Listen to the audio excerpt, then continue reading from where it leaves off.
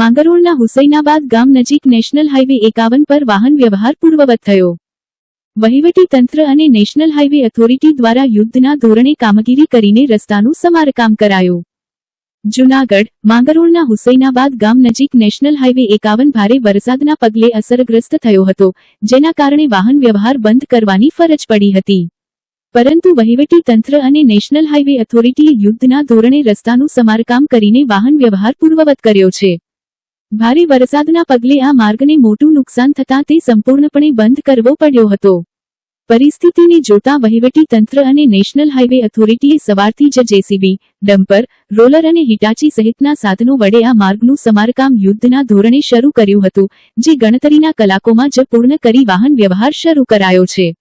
જો કે, રોડની બંને બાજુ ધોવાણ થયેલા ભાગમાં હજુ પણ જરૂરી સમારકામની કામગીરી ચાલુ રાખવામાં આવી છે.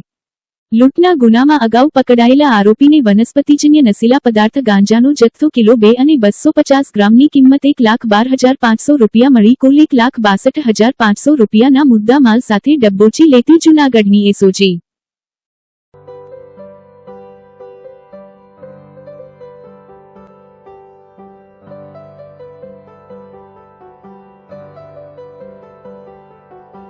This is a preview file. For example use only.